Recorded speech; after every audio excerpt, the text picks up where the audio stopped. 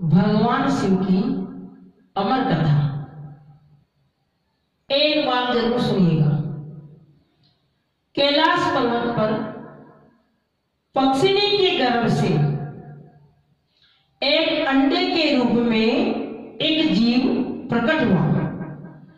अभी अंडे में जीव उत्पन्न नहीं हुआ। बर्फीली हवाएं जोर से चली और वह अंडा फूट गया।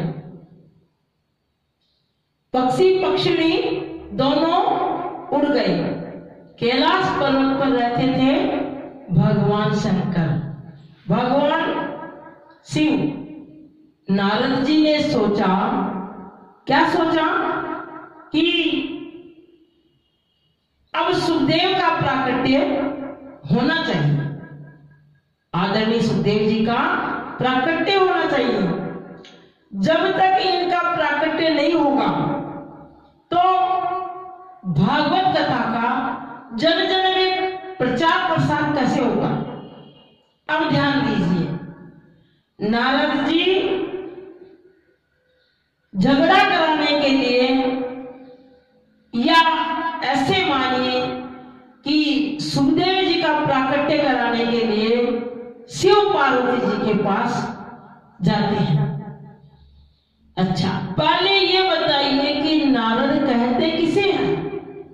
नारद कहते किसे हैं? जिसकी बात कभी रद्द ना हो उसे कहते हैं नारद। दूसरी बात, जिस घर में अगर झगड़ा नहीं हुआ तो नारद के पदार्पण से, नारद के आगमन से, नारद जी के जाने से उस घर में झगड़ा चालू हो जाता है। तीसरी बात, जिस व्यक्ति को नारद जी के दर्शन हो जाते हैं, जिस मनुष्य को नारद जी के दर्शन हो जाते हैं, उसे भगवान जरूर मिलते ही मिलते हैं। जैसे 5 वर्ष के ध्रुव को भी भगवान मिले थे, क्योंकि उसको नारद जी के दर्शन हुए थे। ये नारद जी की विशेषता है। नारद जी ने कहा कि मैं लक्ष्मी नारायण जी के तो झगड़ा बहुत करा चुका हूं, परंतु शिव पार्वती में अभी झगड़ा नहीं हुआ है। ऐसा नाटक करूं कि इन दोनों में झगड़ा हो जाए। और अब नारद जी सीधे कैलाश पर्वत की ओर गए, रवाना हुए। शंकर भगवान गुफा में तपस्या में बैठे थे। पार्वती जी अकेली आश्रम में बैठी हुई थी। जैसे ही नारद जी गए तो माता पार्वती जी खड़ी हो गई। आओ नारद जी पधारो। बड़ी कृपा की और बिछाने के लिए आसन दिया। मां पार्वती जी ने सुंदर पात्र में, मां पार्वती जी सुंदर पात्र में लड्डू लाई खाने के लिए, और एक जल का पात्र लाई और वहां रख दिया और कहा कि विराजिए, स्वागत है आपका। नारद जी बैठ गए और पार्वती मैया बोली कि आजकल संसार में आना जाना नारद जी आपने कम कर दिया है। बहुत दिनों से मैंने देखा ही नहीं आपको। तो नारद जी कहने लगे, आज आए हो बहुत दिनों से। नारद जी कहने लगे मैया पार्वती को कि माता, संसार के लोगों का जो प्रेम है वो बनावटी हो गया है। वास्तव में प्रेम नहीं रहा, बनावटी हो गया है। इसीलिए घर घर जाकर क्या करूं? सुर नर मुनि सबकी है रीति, स्वार्थ लागे करही सब प्रीति। सुर नर मुनि सबकी यह प्रीति, स्वार्थ लागे करही सब प्रीति। नारद जी कहते हैं कि जहां सच्चा प्रेम हो वही तो इंसान को जाना चाहिए। जब सच्चा प्रेम ही नहीं, वहां आना जाना क्या? अब मैं तो आपसे क्या बोलूं। मां पार्वती कहती है कि शिव जी तो हमसे इतना प्रेम करते हैं कि कोई बात हमसे छुपाते ही नहीं हैं। शास्त्र कहते हैं कि गुरु मंत्र को गोपनीय रखो, परंतु वो भी मुझे आकर भगवान शिव बता देते हैं, हमारे स्वामी हमको बता देते हैं। अच्छा माता जी, तो यह भी बताया होगा। नारद जी को तो मुखर लग गया कि अच्छा माता जी, ये भी बता दिया होगा आपको शंकर भगवान ने कि जो उनके गले में मुंडों की माला है, गले में जो मुंडों की माला वो पहने हुए हैं, इसमें सिर किसके लगे हुए हैं, मुंड किसके लगे हुए हैं। मां आश्चर्यचकित में पड़ गई। नहीं नारद जी, ये बात तो भगवान शिव ने मुझे नहीं बताई। अच्छा माता जी, अब हम चलते हैं, तुम जानो और तुम्हारा काम। भड़काने के लिए इतना ही काफी था, नारद विद्या करने के लिए इतना ही काफी था। अब पार्वती माता कोप भवन में चली गई। इधर शंकर भगवान को कह गए थे नारद जी, क्या कह गए थे कि आप जल्दी आश्रम पधारना, आपको माताजी ने याद किया है। उन्होंने सोचा कि जहां आपके चरण पड़ते हैं, शंकर भगवान ने सोचा कि जहां आपके नारद जी चरण पड़ते हैं वहां कल्याण होता ही होता है। जैसे ही शंकर भगवान आए और कहा कि देवी इतनी उदास क्यों।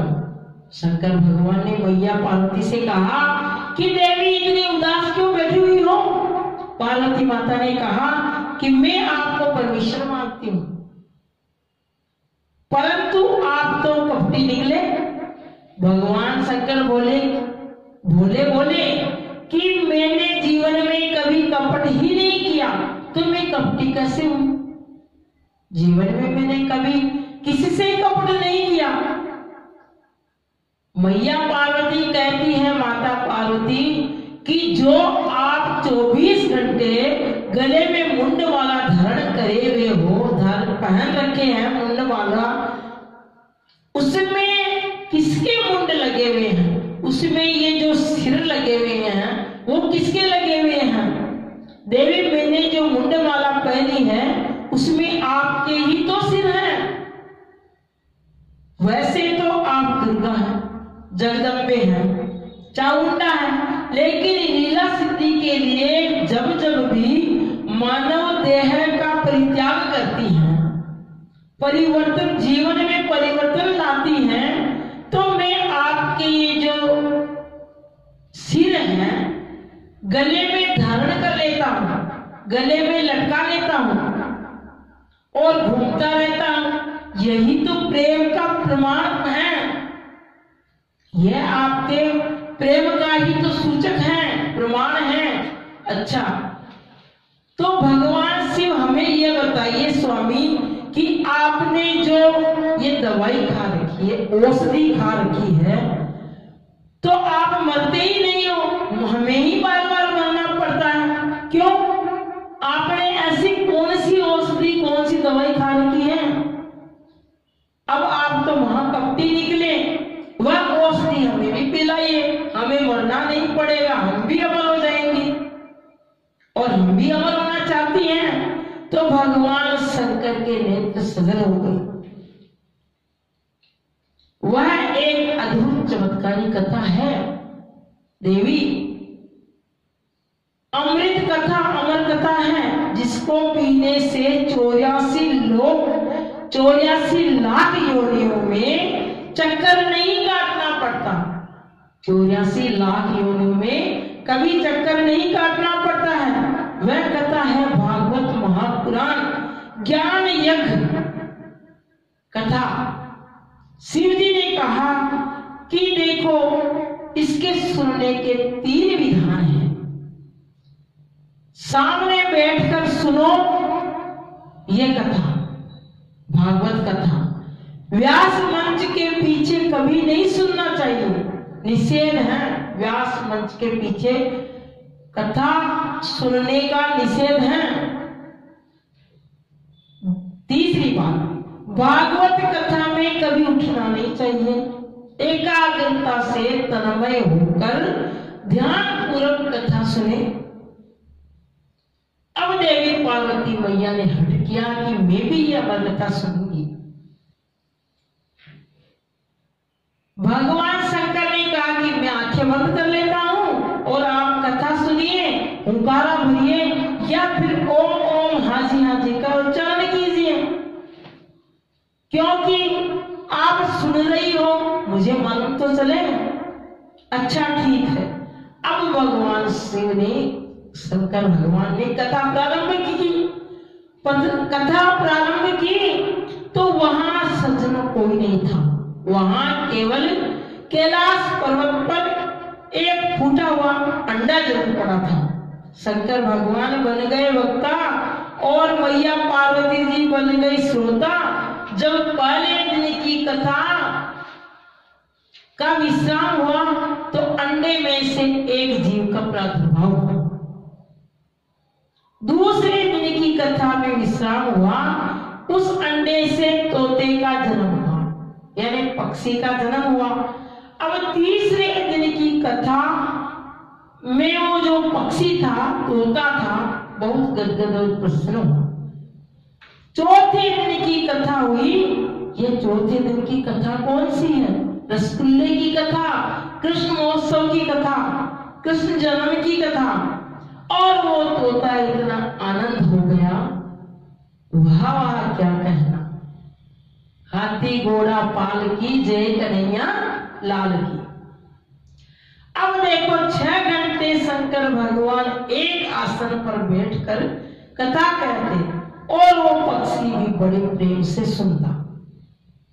कथा इस गति से चल ही रही थी और भगवान शंकर ने कहा कि देवी पार्वती जब श्री कृष्ण लीला समाप्त करके जा रहे थे तो उद्धव जी ने उनके चरणों में प्रणाम किया और कहा कि आप तो योगेश्वर हो, योग के स्वामी हो, हमें बताइए कि संन्यास, त्याग और वैराग्य क्या होता है। तब मैया पार्वती जी को, माता पार्वती जी को नींद आ गई और माता सो गई। निद्रा ने घेर लिया और जैसे ही वो सो गई, पक्षी ने देखा कि माँ तो सो गई है, माँ पार्वती सो गई है, ये कथा भगवान शिव की अधूरी रहेगी और मैं कब सुनूंगा। तो उस तोते ने, उस पक्षी ने ही हाँ में हाँ मिलाना चालू कर दिया। जैसे ही जयकारा लगाया, बोले बाल कृष्ण लाल भगवान की जय, तो फिर माँ पार्वती की नींद उठी, नींद जगी और वह बोली भगवान शंकर से, भगवान शिव से कि उद्धव जी ने श्री कृष्ण से क्या कहा। ये कथा तो पूरी हो गई, फिर ये कथा कौन सुन रहा था, ओम कौन कर रहा था।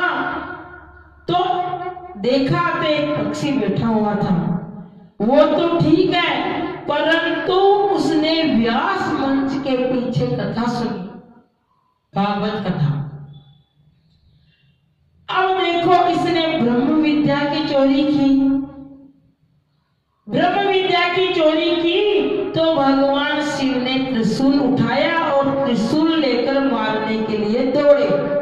कैलाश पर्वत से उड़ता हुआ पक्षी बद्रीनाथ धाम में पहुंच गया और बद्रीनाथ धाम में पहुंचते ही जहां वेद व्यास जी और उनकी पत्नी विठका देवी बैठी हुई थी और उनको उबासी आई और उबासी आते ही सीधा वह पक्षी मुंह में गर्भ से प्रवेश कर गया।